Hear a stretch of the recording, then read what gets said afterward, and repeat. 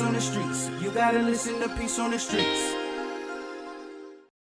Hey guys, what's going on? My name is Mimi from Peace on the Streets radio show. And I'm Prince with Peace on the Streets radio show. Guys, don't forget, subscribe to our YouTube channel, Peace on the Streets radio. We're like right now in our own personal studio office. Yes. With the amazing Monique Worrell. The one and the only. Thank you so much for being with us, Monique. Thank you. Thank you for having me. It's so good to be here. I've had the pleasure of joining you guys on Peace on the Streets radio on Wednesday nights, and now to be here in your beautiful studio. Thank you. It is amazing. I'm Monique Worrell, candidate for state attorney for Orange and Osceola County, and I'm so pleased to be here with you guys today. Thank you so much for being with us. And the main reason why you're here is we want to let all of our viewers and listeners understand the importance of voting to make a change. For sure. Make sure you get out and vote, but make sure you check out their agenda. Absolutely. And that's why she's here. Yes. Now you have an impressive resume. I want others to understand what you stand for and what you're doing and how you're going to help the community. Yeah, sure. So I started my career as a public defender in Orange and Osceola County 20 years ago.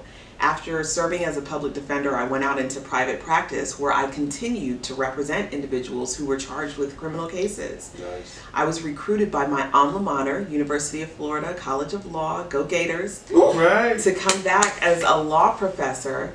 And there I became the founding director of the Criminal Justice Center and developed a robust training program for student lawyers and have produced some of the best criminal law practitioners across the state and some throughout the country. Wow.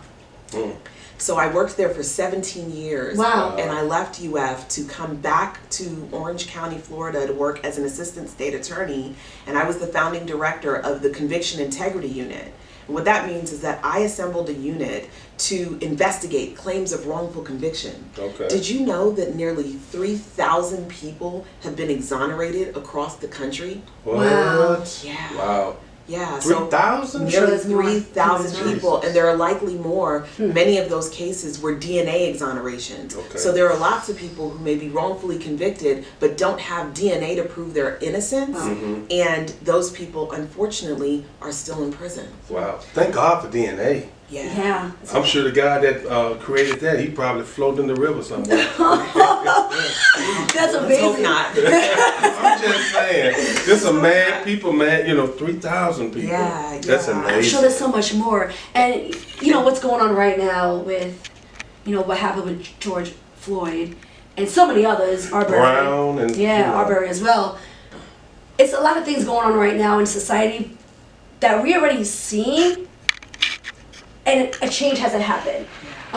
We have done, protesting. Unfortunately, it's become violent, some. Well, they didn't want to do Kaepernick way. Kaepernick said, take a knee. They didn't want to do that. They were against that as well. Right. You're here to make a change in the system itself. And we appreciate you because there's not too many people that we run across that's running for office. And we heard you because, you come onto the show and we love what you stand for. Yeah, and the thing is that, protesting is great and all, but not with the violence at all. Cut the violence out, guys. But the That thing gets is, nothing. in order to make the change, we have to change the system. Right. Yeah. This is what you're here for. Yeah, that's so right, guys. Listen, it's unfortunate and it's tragic, right, that we are now discussing yet another murder of another black body. And we're rioting, which we should not be. We're protesting, which is great. But then what? Then what are we going to do to stop it from happening again? What's our plan? What is the plan? Right, what's the agenda, guys? Because before George Floyd and Ahmaud Arbery and Breonna Taylor, there was Michael Brown, there was Trayvon Martin. Right. So what are we going to do to actually stop it from happening? And the answer to that is vote. We have to vote. Our vote matters. And so many times we sit out of our local elections. We get really involved in what's going on a national level, but we sit out the local election. And the local election is what impacts our daily lives. So how does that tune in? It all comes together because the local sheriff and the local state attorney are an integral part of what happened in the George Floyd case. Why? Because the elected sheriff makes a decision as to which sheriffs work in your community. Okay. So the law enforcement officer in the George Floyd case had a history of misconduct. Yes, he did. Wow. This wasn't the first time that he had done this.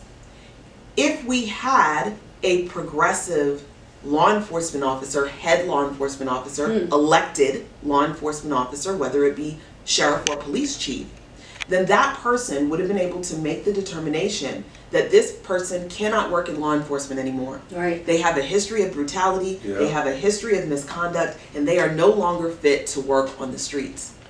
A state attorney could have made the determination, based on other allegations of brutality, that this behavior should have been prosecuted. Had those things happen, George Floyd would still be alive today. So a lot of people dropped the ball. Well, we dropped the ball because we allowed those people That's to it. be elected and be in Gotcha. office. Okay. That's it. Gotcha. This is why it's so important to elect your city officials, guys. You know, Yeah. if your city, your county, your state. Right. I mean, we can make the change alone in Florida, and others may follow. And this is what we're trying to do. And this is why Monique, thank you for being with us. Why it's so important to have this interview, because what's going on right now, you know, it's very strong, or very passionate.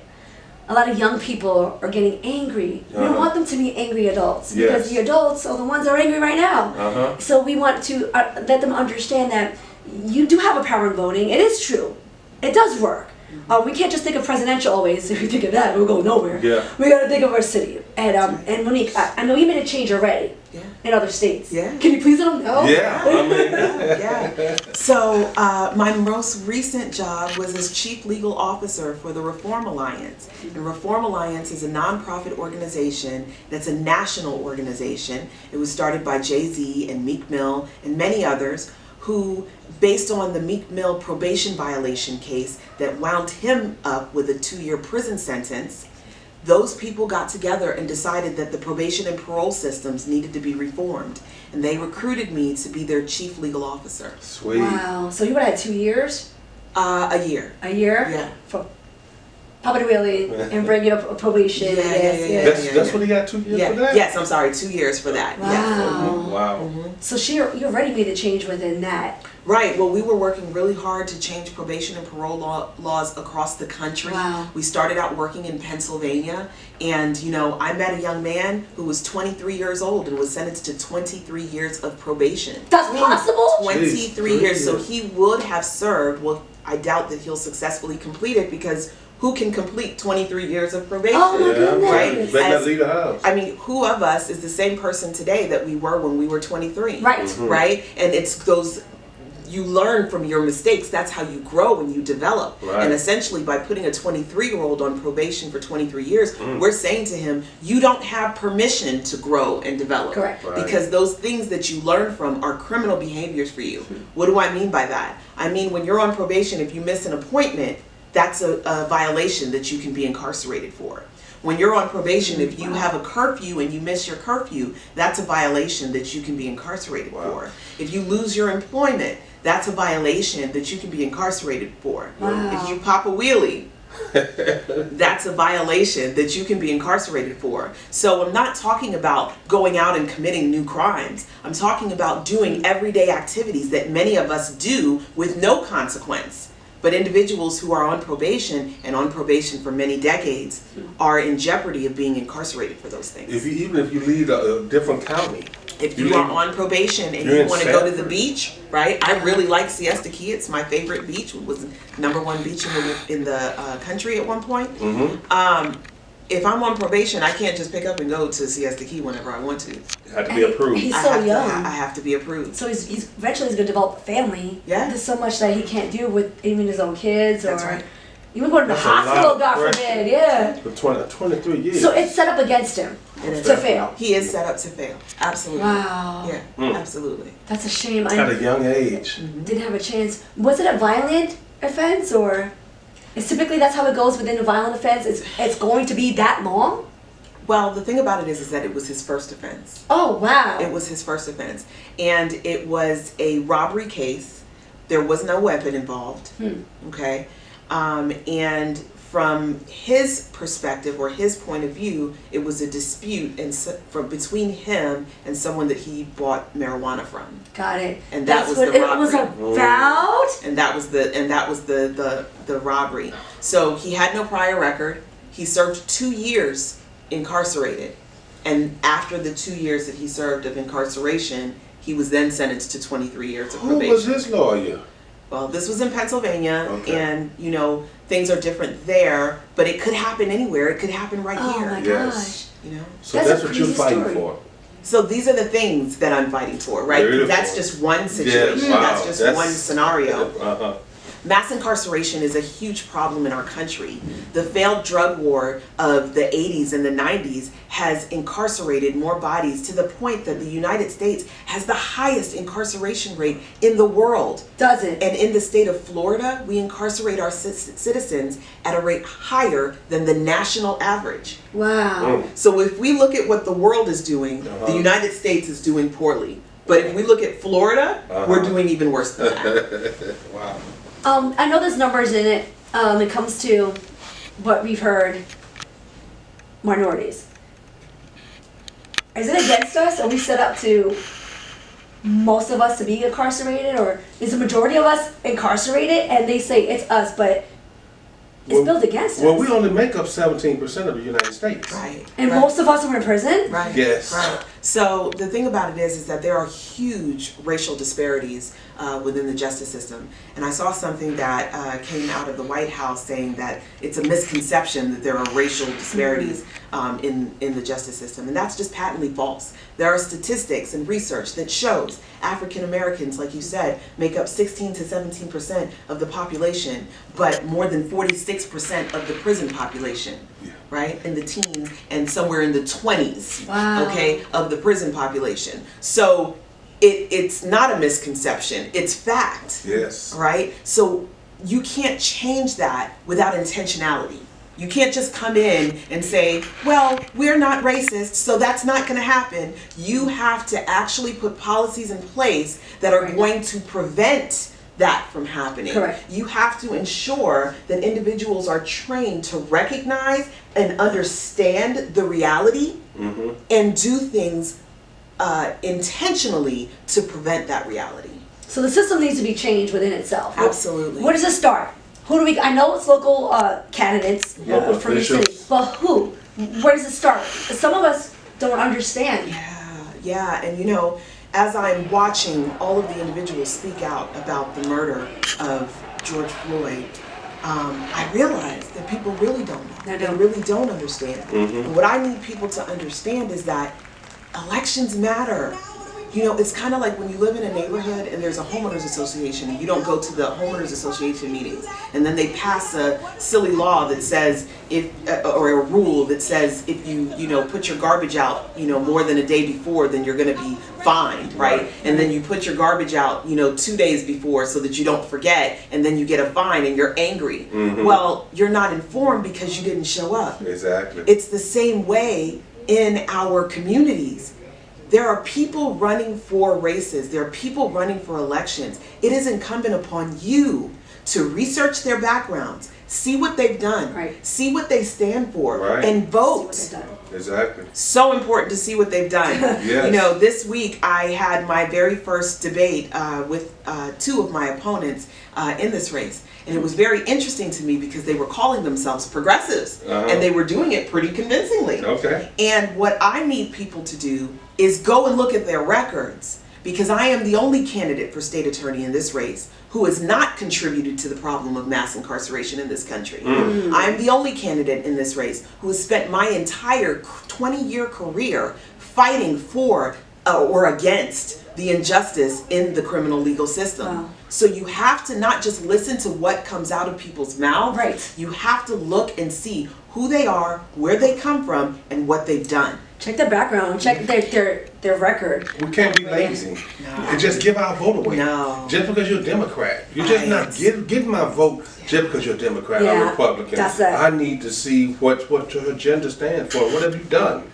You know, so I think those parties kind of separate us and segregate us. I think it all comes within the person I think we himself. just need one party, I guess. Yeah, and in this game, if you're not benefiting that party, you get booted out. Yeah. You know, I've just seen stories, you know, sorry Bernie Sanders, but, you know, he was booted out fast. If the agenda's not for them, for upper empowerment, you will get booted out. You'll be brushed out. You will. And so we have the voice to make them still be here. How tough is that getting your message out and getting people to hear and understand what you're trying to say? 'Cause I'm sure you have beat this drum a long I know time. I have. I've had so many calls over the last week saying, Monique, oh my God, this is what you've been saying. Wow. Yes. They finally getting it. Yes, this is what I've been We saying. got the first thing when we open our mouth. We're like, yes. Yeah, this is what I've been saying. But you know, it's really difficult to get it out. And that's why I'm so thankful to you all for your platform. Thank you. You know, elections and campaigns are very expensive. And before becoming a candidate, I never realized that or why. And the reality of it is that that's how you push your message out. And media and advertising costs money. Yeah. So I spend most of my day trying to raise money. And the reason I'm doing that is because for me to win, I need like 65,000 votes, right? So in order to get that many votes, I have to touch at least 100,000 people. Wow. Right? Wow. Because it's not that I can get to 65,000 people and then they're going to be like, oh, okay, yes, you're great. Right. I'm going to talk to 65,000 people, 20,000 won't like me, right? Or they'll be, you know, Passive. linked with another candidate, or you Or know, don't even vote. or otherwise committed. So to do that, I have to invest in a mail program so that I can send mailers out to individuals. I have to try to buy radio time so that you know I can advertise. Right. I have to boost social media messages so that I can get my message out there, and all of these things cost money. And that's why sometimes candidates who we may not want to win because they're able to reach more people because they can self-fund their races. Self-fund their races. Yeah, Self-fund gotcha. their races. You guys understand that, right? So one of my opponents wrote herself a check for $50,000 wow. out the gate, Out the like gate. day one. Wow. You know? To get in. Yeah. I know that the more money you have, the more your voice gets heard. We already know. Because you can buy airtime. You can buy it, you know, can buy, that's like how, you're saying, that's how you Trump got more his money. air across. But, Yes. you know, we already know. I don't want to go into that, but to have money, you know, that's the way to get your voice across. I want others to understand that we all have a voice and we can make this happen, you know, with or without a platform. We're blessed. We have a radio platform. Yes. But we can make this happen. Share this video. Speak to others around you. Talk to people on the streets. If you want to know more about them, you can actually meet them. You're going to City Hall, correct? City Hall. I'll be at City Hall for the protest on Tuesday from 3 to 5. We will be there, God willing. Uh-huh. This is a change in our system that we were trying to strive for so long, Prince. Yeah. And, you know, within me, I haven't been affected so strongly in the system, but I've seen a lot of men around me that's been affected. I've been asked recently by 4 men when we had a little powwow meeting, like, Mimi, have you ever been held at gunpoint? Has cops ever held you at gunpoint when they pulled you over? No, I have not once. Each and every one of them, more than 4 times. Okay. Each and every one of them. And they're over the age of 20. It started at 16 for some of them. And they are now between all the way up to 38. Each and every one of you, they're all black. They said, all of us. I've had cops call on me doing landscaping. But at gunpoint, by a traffic, you know. But they come when they come to you. I get that. Recently, I had a friend, 17 years old, got pulled over 2 days ago. He called me up crying. He's like, Mimi, I got pulled over by gunpoint because my tinted windows. I'm like, no way. First time he experienced this, and he was extremely scared, and he sees that, is this going to always be? Well, cops are scared too. Because you come to a car with tinted windows. I mean, now That's a lot what of I told times him. people They don't shoot know what's cops going on as well, inside. you know, so I do, you know, my heart goes out to some cops. All cops are not bad, because I have friends that's cops. That's right. And so all of them are not bad, but they want to go home too. Aren't there procedures though? Are they trained properly? So that's really important to touch on. First of all, yes, you're absolutely right. You know, I stand with the men and women who became law enforcement officers because they actually want to protect and serve and make a better community. Yeah. Correct. But you guys, over the last week, some of my very good friends who are law enforcement officers were outraged They were outraged because there are others who get into this profession with bad intentions. Correct. Some who get in and then their intentions change along the way. Oh man. Others who have histories of misconduct and police brutality, and those are the individuals who are tainting the profession for those who are good. Right. And that breeds mistrust between the community for the legal system. And now we have an us against them sort of situation, because you have those who have wrong intentions, and then you have those officers who are afraid to speak out against the other ones. Yes, because right? it's hard to go against your own system. Look at the officers who stood and watched George Floyd be murdered. They had a responsibility to stop him. Right. They had a responsibility to stop him from doing it. Do all of them go to jail? They didn't do it. I think they should. Yeah, because I think they if should. I committed a murder and you all was with me, everybody gets charged. Yes, absolutely. So everybody gets charged. I mean, so with that was a murder right in front of them. So that's right. They're in the process of trying, but it hasn't been yet. Right. And you know, so the thing about it is those sort of elements breeds mistrust. Why did it take so long to have that one officer arrested? Why haven't the others been arrested yet? Why did it take so long to arrest the men who murdered Ahmaud Arbery? Why has there not been any arrests in Breonna Taylor's case? These are the sort of things that cause there to be mistrust for the criminal legal system, and it's valid. You know, we can't fault them for that. Right. But to your question about training, you know, I'm not an expert on the training that law enforcement officers receive, so it'd be better to get that from someone who's actually in law enforcement. Right. But when I was an assistant state attorney, I had the opportunity to go to the the firearm training, and they have a simulator that gives you different sort of situations and trains you on how you should respond to those situations. And they really do encourage you to shoot first and ask questions later. They put you in a position where you are always in fear, and you feel like you're in fear, and if you don't shoot, you're gonna get shot. So in their defense, many of them go out into the street afraid, and they have a mentality of it's kill or be killed, as we've seen in so many situations where they didn't have to kill, because the people who they killed were not armed. No. Like they do a traffic stop and someone takes off running just because it was a busted tail light or whatever. Someone's gotten killed for that. And I'm like, was it really worth killing him for? You didn't catch him today, but you can always get him tomorrow, you know. But it's shoot first, you know, and then ask questions That's later. what I think the training. Well, that's how they do it at the gun range. They're at the gun range. A lot of cops, I know, they always going to the gun range, and guess what they shoot? Headshots. I said, you can, if you want to take a person down, hit them in the knee. They don't hit shoot. Them in the I thought that's what the protocol was No, back they then. shoot to kill. Shoot to kill. That's what it is If right you go to now. the shooting range, everything is up. Yeah. Set a mask. Right Set a here. mask. So it's kill them so they can't speak? Just saying. Yeah. I don't understand what the I think the training in itself, and we're going to speak to an officer that actually does that. He actually trains it. He's willing to speak with us. So within that time, we're going to bring him out. Okay. But I think the whole thing is, I think the system and I think the training. I do think there's some sort of manipulation in the training. There is some sort of training where they have physical people and not real people, but I'm sorry, people, and the way they're dressed distinguishes them who to go first. The guy with the cap with the chain, boom. The guy with, and I've seen that actually in person. So I think there's some sort of, it's not clean. It's not pure. It's not really. There's some sort of manipulation, and I think they have the targeting a lot of people for what they trained to see. You know, I can honestly say when I came to Florida wearing a hat all the time, I was looked at like a thug. Okay. You know, but that's just the way we dress up north. That itself, you know, right away they'd be scared of whoever's with me with a hat, then someone with me dressed like you first, you know. But that's that. I think that's that brainwashing kind of, and that's when it has to start within our city candidates. That's it. And then it goes over to our sheriff, and guess what? We have someone running to be a sheriff for Orange. He wants to make the changes, same thing as you, and they're saying this is where it starts, guys. This is the root right here. Yes. And if you guys didn't understand that, she's explaining that to you. This is the root. This is where it starts. This is where you can make your change.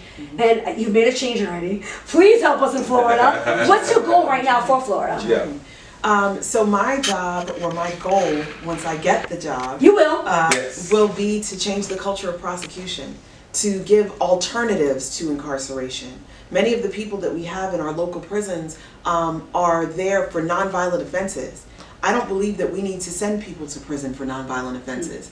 Prison should be reserved for people who are actually a danger to our community. If they're not a danger to community, then why are we putting them in a dangerous position? Prison is a violent place. Wow. Yes, When it you is. send a non-violent person to prison, they're either going to be a victim or they're going to be an aggressor. Yep. Those are their only options. And they're going to return, if they return to society, they're going to return a violent person. Right. Right. So how are we going to reduce recidivism and increase public safety when we're turning out violent individuals? We're producing violent individuals where there weren't violent individuals before. Wow. It only makes sense. So I believe that we have to change the culture of prosecution. We have to use alternatives to incarceration. We have to partner with community organizations that are doing things to help people who are addicted get off of drugs, to help people with mental illness receive treatment, to treat children like children, because calling a child an adult for the purpose of prosecution does not make it true. Wow. That's right. I know that for child protection, there's a lot of more of child protection in other countries than there are in the United States. You know, they definitely want to prosecute as adult children. They just seem to have a lot more control out of that. And I don't understand why this system is just so everywhere. Money too. We're a carceral system. Listen, you know, we spend $2.4 billion a year in Florida on our correctional system. Wow. Less than 3% of that goes towards programs What? to help people become better. Wow. Less than 3%? It is about money. It's all about So more money. numbers, more money? Yes. Wow. I mean, you got to fill them beds up. If them beds are empty, then they're not making any money. So it's all about not. They want to see you come back. They want, like they gave the guy 23 years. Yeah, I wanna It's see set him come up. And then some people that never went to jail before, that's a bad deal he took, the 23 years. Sometimes people never, went to jail before, then a lawyer may not be as good or whatever. And they don't know their And rights as then, well. my God, because sometimes in that situation, you best go and do that little jail time. Yeah, but sometimes the jail time isn't little. Yeah. And if you're facing Okay. 5 years in prison or 23 years of probation, Yeah, if you want to get out today, you're probably going to take that 23 years of probation. for sure. 23 Yeah. years And is and insane. the criminal legal system is set up in such a way that it's very coercive. Right here in Orange County, prosecutors are saying, well, here's your offer, and if you take any steps towards litigation, this offer is going to be revoked, right? Wow. So if you take any depositions, Interesting. or if you file any motions, then the offer is going to be revoked. So that's basically saying to you, we want you to waive your Sixth Amendment right, Whoa. okay, in order to receive the benefit of this plea agreement. That's the sort of gamesmanship that should not be present in a justice system. Justice Wow. system. That's it, guys. And Monique, you want to make a change. I'm so happy for you. I'm grateful So, for you. Hey, we appreciate When it. is our next vote? When can we vote? When's the date? How do we Next vote? election. Because some don't even know how to go about Yeah. voting. So the local election is August 18th. That's when you're going to vote for state attorney. That's when you're going to vote for sheriff. That's when you're going to vote for many of your other local candidates as well. The deadline to register for the August 18th election is July the 20th. You can request a vote by mail ballot if you don't want to go to the polls. That's okay. Florida typically has early voting, so you don't have to wait until the 18th to vote. You can cast your vote in advance. But please understand this. If you do not vote, your voice will not be heard. If you do not vote, change cannot take place. I implore you, vote. We must vote like our lives depend on it, because they do. Absolutely. We will make a Yes. change for our younger generation, guys, and we can do this. So we stick together, vote, look at through their backgrounds, our candidates, and we can make this change. Really, thank you so much for willing to be with us every time we call you. Yeah. You will be at City Hall, God willing. Guys, vote. How can we find your webpage or any information? So MoniqueForStateAttorney.com, on Facebook at Monique for State Attorney, on Instagram at Elect Monique State Attorney. All right, guys, from Yes. Peace on the Streets. Peace on the streets. Don't forget, subscribe to our YouTube channel, Peace on the Streets Radio. And make sure you get out and vote, you guys. Ciao. Peace. good evening, everybody. Welcome to Peace on the Streets radio show with your host, Prince of the Sun. And your girl, Mimi. This is a heavy production. Late night, feet up, round, still up, peace on the streets. You gotta listen to Peace on the Street. Kicking it with Prince of the South and your girl Mimi. And they make it look way too easy. Peace on the streets. You gotta listen to Peace on the Streets. So you gotta tune in. Wednesday night, 9 to 11. Get with the movement. Promise you and I regret it. With no hesitation. Yeah, grab your guy, grab your lady. Just turn to the station. WOKB 1680 AM. Peace on the streets. You gotta listen to Peace on the Streets.